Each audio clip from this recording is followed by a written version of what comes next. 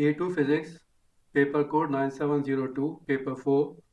Topic is particle and nuclear physics. Today we will solve the questions from the year 2018.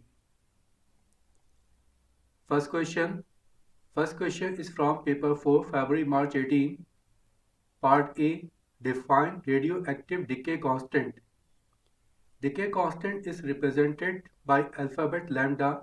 At this lambda, this decay constant is defined as probability per unit time of the decay of a nucleus. So same definition is given here. Next part, show that the decay constant lambda is related to the half-life of a radioactive isotope by the expression lambda half-life is equal to ln2. To derive this expression, we will take help of the expression n is equal to n naught exponent minus lambda into t, where this n is final number of nuclei, this n naught is initial number of nuclei, this lambda for decay constant, and this t is for time. Since here in this relation we have to consider half-life, so in place of this t we will take half-life of this radioactive substance. So in place of t, we will write half-life. Now what about the value of n? What about the current number of nuclei? Since here we have considered half-life, and what is half-life? Half-life is the time taken for the number of undecayed nuclei to be reduced to half of its original or initial number. So this n will be half of this initial number. It is final number of nuclei. It is initial number of nuclei. So this n will be equal to half of initial number of nuclei. So here in place of n we will write half n naught, and the expression will become half n naught is equal to n naught exponent minus lambda into half-life. Now this n naught will be cancelled out, and we will get half is equal to exponent minus lambda into half-life.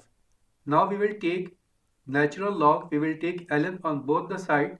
When we will take ln on both the side, the expression will become ln half is equal to ln exponent minus lambda into half-life.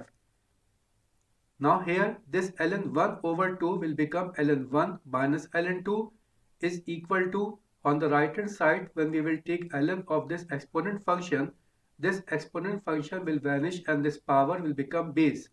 So here we will get ln 1 minus ln 2 is equal to minus lambda into half-life. Now ln 1 is equal to 0, so here it will become 0, and we will have minus ln 2 is equal to minus lambda into half-life. Now this minus and minus will be cancelled out, and we will get ln 2 is equal to lambda into half-life. So same expression we got that we have to derive here. Next part, a small volume of solution containing the radioactive isotope sodium-24 has an initial activity of 3.8 into 10 power 4 becquerel. Sodium-24 of half-life 15 hours decays to form a stable daughter isotope. All of the solution is poured into a container of water. After 36 hours, a sample of water of volume 5 cm cube taken from the container is found to have an activity of 1.2 becquerel. Assuming that the solution of the radioactive isotope is distributed uniformly throughout the container of water, calculate the volume of water in the container. Here volume of sample of water is given 5 cm cube, and when the volume of the sample of water is 5 cm cube, the activity is 1.2 becquerel. Now here we have to find out the total volume of water. To find out the total volume of water in the container, first we have to find out the total activity because of the radioactive isotope that is present in the container. So to calculate volume, first we have to calculate the final activity. To find out the final activity, to find out the current activity, we have to take help of the equation A is equal to A naught exponent minus lambda into T. where this A is for current activity, for final activity, this A naught is for initial activity, this lambda for decay constant, this T for time. Here initial activity is given 3.8 into 10 power 4 becquerel. So A naught will be equal to 3.8 into 10 power 4 becquerel. What about the value of lambda? What about the value of this decay constant? Here in this data, value of lambda is not given. But in the previous part, we have derived an expression that lambda into half-life is equal to ln2. So we will take the help of this equation to find out the value of lambda. From this expression, from this equation, we can see that lambda is equal to ln2 over half-life. So here in place of lambda, we can write ln2 over half-life. So this expression will become minus ln2 into t over half-life. Now here value of t, value of time, it is given 36 hours, and value of t half means half-life, it is given here 15 hours. So t over half-life will become 36 over 15, it will be equal to 2.4. So this expression will become minus ln2 into 2.4. So here the activity A is equal to 3.8 into 10 power 4 exponent minus ln2 into 2.4. And by solving this one, we will get the current activity, we will get the final activity that is equal to 7200 becquerel. Now we have final activity. Here the condition is given that sample of water of volume 5 centimeter cube has 1.2 becquerel activity. So here we can write 1.2 becquerel activity is in 5 centimeter cube of water. This activity 7200 becquerel will be in a volume of 5 into 7200 divided by 1.2, we will get 3 into 10 power 4. So the volume of water in the container is 3 into 10 power 4 centimeter cube. Okay, next question. This question is from paper 4 variant 1 of May-June 18. Part A. State what is meant by radioactive decay. Radioactive decay means spontaneous emission of radiation from an unstable nucleus. These radiations are alpha, beta and gamma radiations, and spontaneous emission means this emission is not dependent on pressure or temperature or any other external factor. So here what we have to write, just we have to write spontaneous emission of radiation from an unstable nucleus. Part B, the variation with time t of the number n of technetium-101 nuclei in a sample of radioactive material is shown in figure 13.1. It is figure 13.1. In this figure, on the x-axis we have time and on the y-axis we have number of nuclei. Part 1. Use figure 13.1 to determine the activity in becquerel of the sample of technetium-101 at time t is equal to 14 minutes. Show your working. Activity is given as lambda into n, where lambda for decay constant and this n for number of nuclei. Now here first we have to find out the value of lambda. First we have to calculate the value of this decay constant. To find out the value of decay constant, we will take help of the equation lambda is equal to ln2 over half-life. Now value of half-life we will get from our figure 13.1. It is figure 13.1. In this figure, here on the x-axis we have time, on the y-axis we have number of nuclei. Now half-life of the radioactive isotope we will get from this figure, from this graph. Here initial number of nuclei is given 8.8 into 10 power 7. Here it is 8. One small square represent 0.2. So this point will become 8.8 into 10 power 7. Now half-life means that the number of nuclei will be half of 8.8 into 10 power 7, means it will be 4.4 into 10 power 7. So for the number of nuclei to be 4.4 into 10 power 7, what is the time? Time taken will be 14. Here it is 10, it is 20. 2 small square will represent zero point 0.1. Here total 8 small square, so it will become 14. So the time taken to be half of the radioactive substance to be decayed is 14 minutes. So half-life is 14 minutes. Now this half-life we will substitute in this equation. Lambda is equal to ln2 over half-life. Now ln2 is equal to 0.692 and this half-life we have checked from the figure, it is 14 minutes. But here this time we have to consider in seconds. That's why we have to multiply this one by 60. Now this time is in seconds. And by solving this one, we will get the value of lambda. It is 8.2 into 10 power minus 4.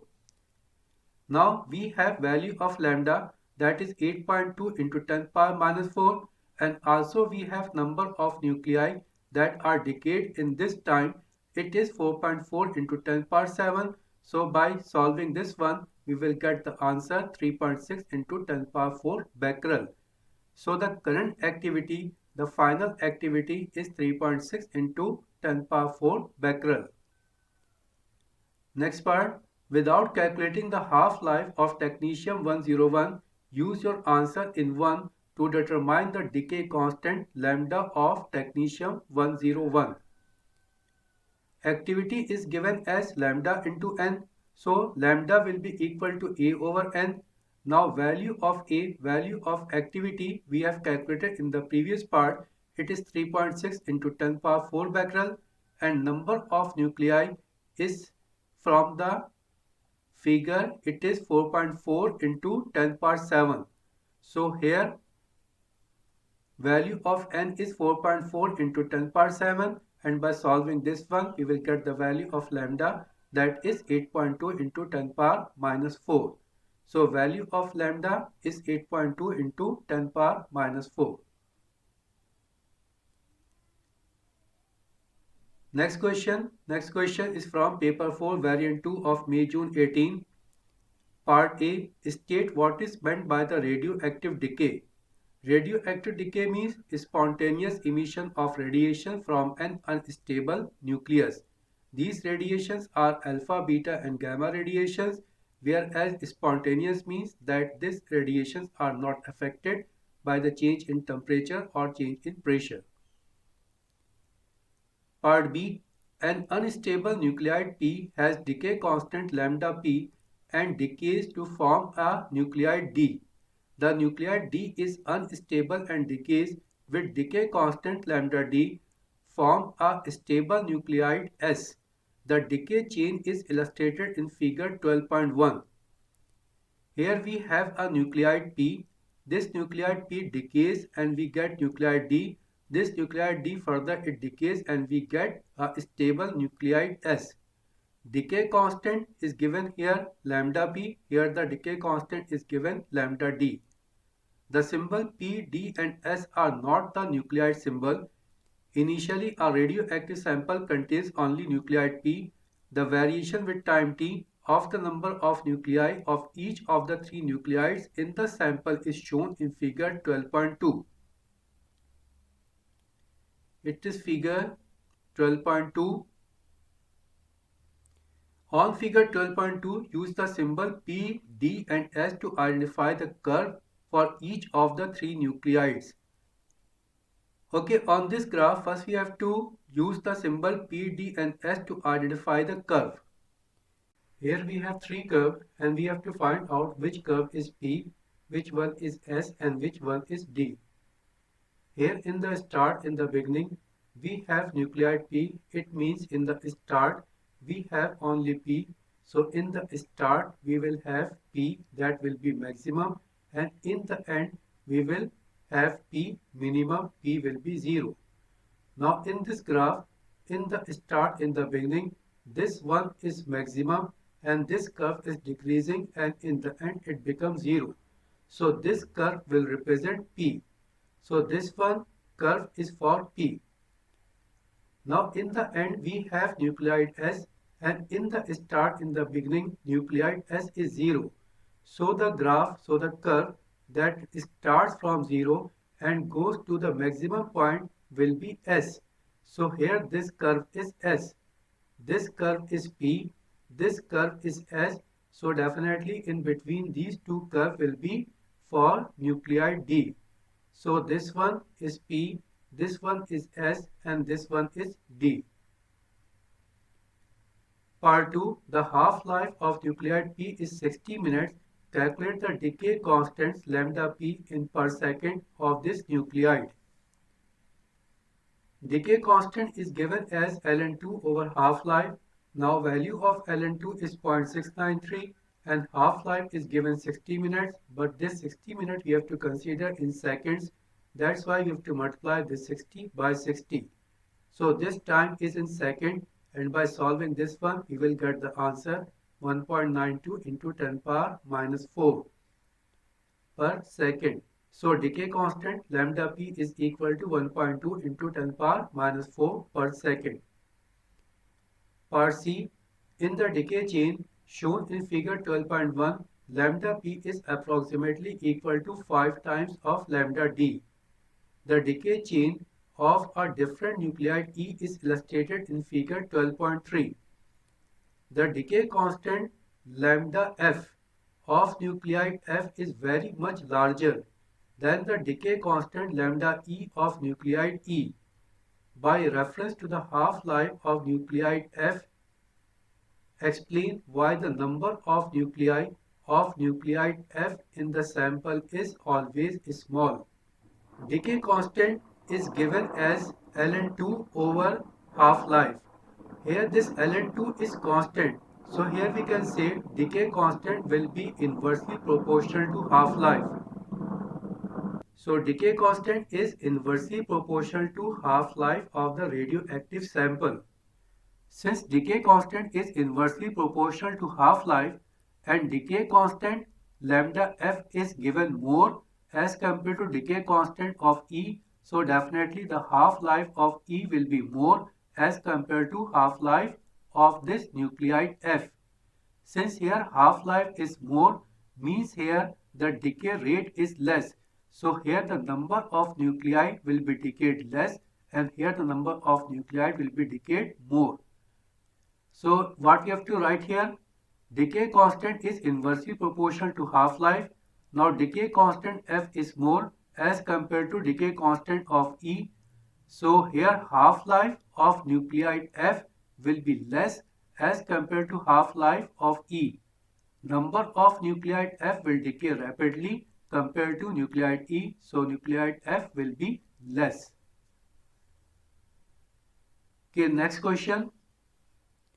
Next question is from paper 4 variant 3 May June 18. This question is same as in paper 4 variant 1. This question we have already solved, so we will move to next question.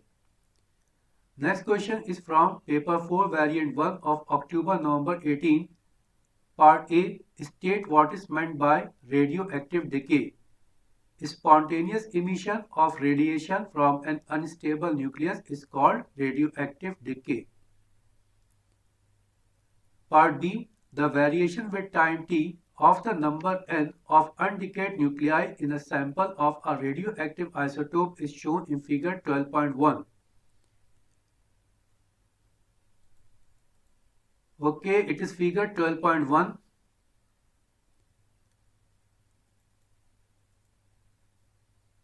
Use the gradient of the line in figure 12.1 to determine the activity in Becquerel of the sample at time t is equal to 4R. Show your working.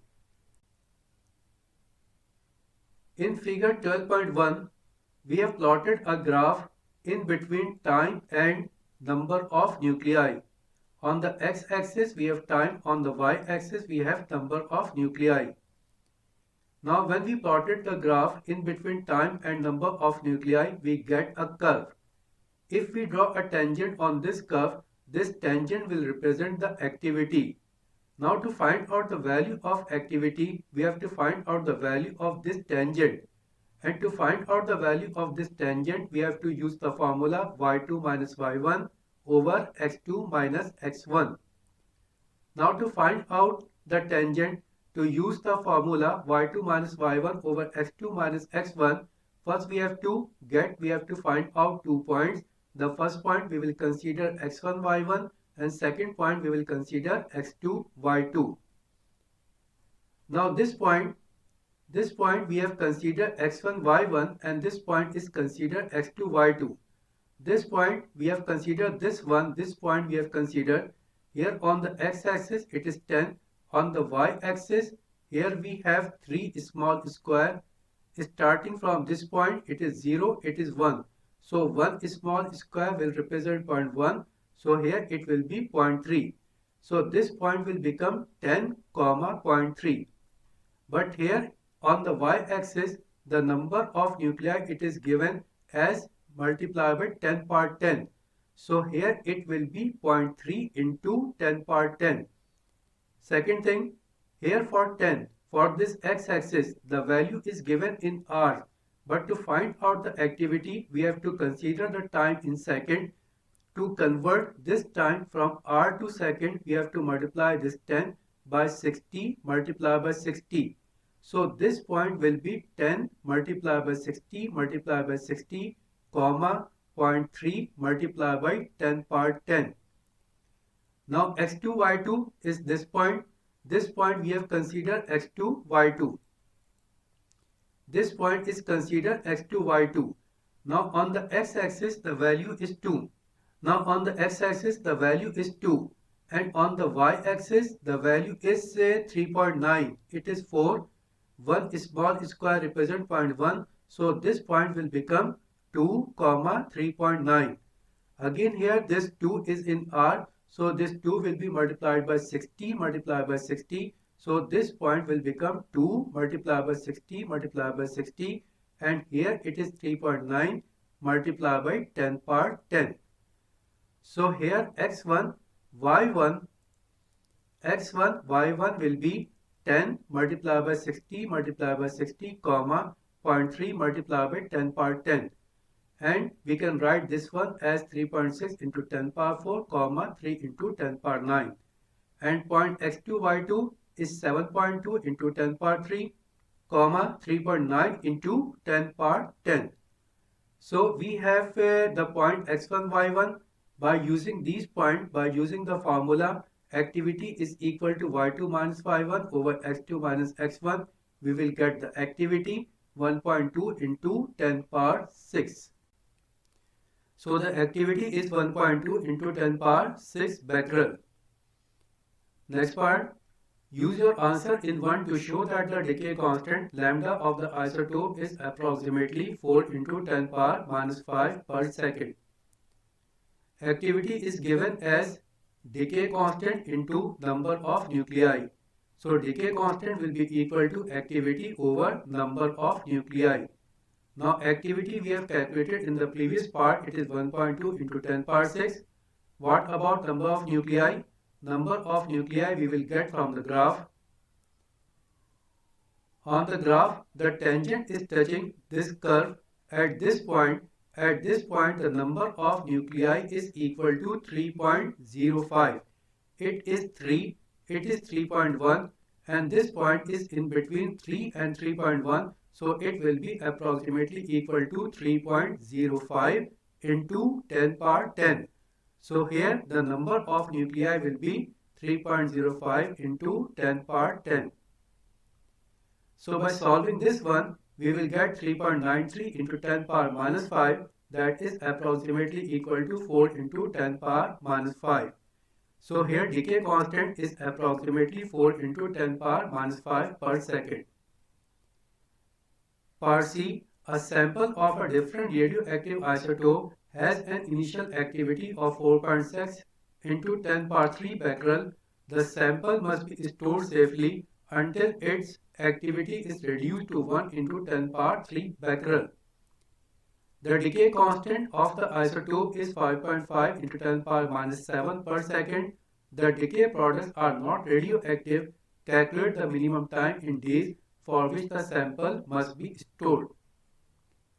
Here we have to find out time. To find out the value of time, we will use the formula A is equal to A naught exponent minus lambda into T. Here this A for current activity, this A naught for initial activity, lambda for decay constant, and this T for time. Now current activity A is given 1 into 10 power 3 becquerel. This A naught is initial activity, that is given 4.6 10 power 3. This lambda is decay constant, it is 5.5 into 10 power minus 7, and this T we have to find out. Now we have substituted all the values, and by solving this one we will get 0.2174 is equal to exponent minus 5.5 into 10 power minus 7 into T. Now we will take ln on both the sides. By taking ln on both the sides, the expression will become ln 0.2174 is equal to ln exponent minus 5.5 into 10 power minus 7 T. Now value of ln of 0.2174 is minus 1.5260, and on the right hand side, when we will take ln of this exponent function, this exponent function will vanish and this power will become base. So here on the right hand side we will get minus 5.5 into 10 power 7, and by solving this one we will get the time in second, that is 2.78 into 10 power 6. But here the time we have to calculate in days, so this second we have to convert in days. To convert in days, we will divide this one by 60. When we will divide by 60, it will be converted in minutes. Then again by dividing by 60, it will be converted in hours. Then again by dividing by 24, we will get the time in days. So here by solving this one, we will get the answer 32. So the time taken is 32 days. Next question is from paper 4 variant 2, October November 18, part A. State what is meant by nuclear fusion and nuclear fission. Fusion means combination of smaller nuclei into a large nucleus, whereas fission means breaking of a nucleus into smaller nuclei. Okay, next part, part B. A nuclear reaction which may in the future be used for the generation of electrical energy is, here we have one deuterium and one tritium.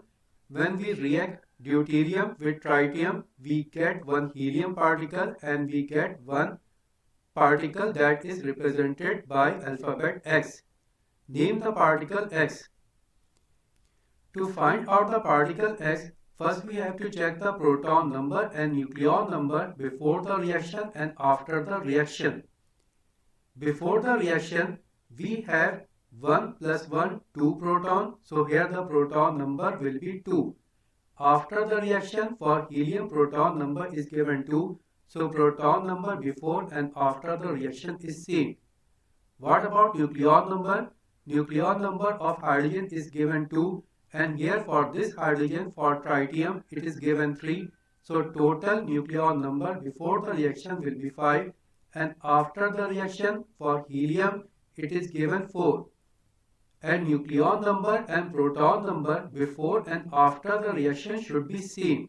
So here definitely on this particle, the nucleon number should be 1. So that 1 plus 4, it will become 5. It will be equal to nucleon number before the reaction. Now here proton number before and after the reaction are same. So here the proton number or charge number for this particle will be 0. So for this particle for X, proton number is 0 and nucleon number is 1. Proton number 0 and nucleon number 1 is for neutron. So this X is a neutron. So just here we have to write neutron, or we have to write the symbol of neutron. Part 2. Data for the binding energy per nucleon EV of some nuclei are given in figure 12.1. It is figure 12.1. Here binding energy per nucleon is given. For deuterium, it is 1.7813 into 10 power minus 13 joules. For tritium, it is 4.5285 into 10 power minus 13 joule. And for helium, it is given 11.3290 into 10 power minus 13 joules. State the binding energy per nucleon of X. What is meant by binding energy? Binding energy is the energy required to separate the nucleons that are present inside a nucleus. Now in particle X is a neutron. In neutron we have only one nucleon, so concept of binding energy is not applicable in this case, because for the binding energy there should be minimum 2 nucleon. If there is only one nucleon, then we cannot talk about the binding energy. So here binding energy per nucleon of X means binding energy per nucleon of this neutron will be 0. So binding energy per nucleon will be 0 in particle X. Next part, calculate the energy change that take place in this reaction. To find out the energy change, we have to subtract the total energy of the reactant from the total energy of the product. Now here we have deuterium and tritium, and after the reaction we have helium and neutron. Now binding energy of neutron is 0. Binding energy of all the other particles are given here. So by substituting the values we will get the change in energy. Here the product is helium and neutron. Binding energy of neutron is 0. Binding energy of helium will be equal to 4 multiplied by 11.3290 multiplied by 10 power minus 13. Because here per nucleon energy is given 11.3290 into 10 power minus 13. In helium we have total 4 nucleon. So total binding energy in helium will be 4 multiplied by this much amount of energy. So here energy of helium will be 4 into 11.3290 into 10 power minus 13. From this energy we have to subtract the energy of the reactant. Now reactant are deuterium and tritium. In deuterium per nucleon energy is 1.7813 into 10 power minus 13. In deuterium we have 2 nucleon, so total energy will be 2 multiplied by this much amount of energy. For tritium we have 3 nucleon, so for the tritium the energy will be 3 multiplied by 4.5285 into 10 power minus 13. Now we have substituted all the numeric values. By solving this one, we will get the change in energy, that is 2.82 into 10 power minus 12 joules. So change in energy is 2.82 into 10 power minus 12 joule. Next part, use your answer in part 2 to determine the energy release when 2 gram of deuterium react with 3 gram of tritium. Molecular mass of deuterium is 2, whereas molecular mass of tritium is 3. Now if we take here 2 gram of deuterium, or if we take 3 gram of tritium, we can say we have taken 1 mole of deuterium or 1 mole of tritium. Because mole is defined as gram atomic mass or gram molecular mass or gram formula mass. Since here gram atomic mass of deuterium is 2 gram, and for tritium it is 3 gram. So here we can say 3 gram of tritium will be equal to 1 mole, or 2 gram of deuterium will be equal to 1 mole. And in 1 mole, total number of particles are 6.02 into 10 power 23. So total energy in 1 mole of deuterium or in 1 mole of tritium will be equal to 2.82 into 10 power minus 12. This energy we have calculated here into 6.02 into 10 power 23. By solving this one, we will get the answer 1.69 into 10 power 12 joules. So energy in 1 mole of deuterium or in 1 mole of tritium is 1.69 into 10 power 12 joules. Next question, it is from paper 4 variant 3 of October-November 18. This question is same as in paper 4 variant 1. We have already solved this question of paper 4 variant 1. So I think it is the last question. Yes, it is the last question. So we have completed all the questions from the year 2018 for the topic particle and nuclear physics.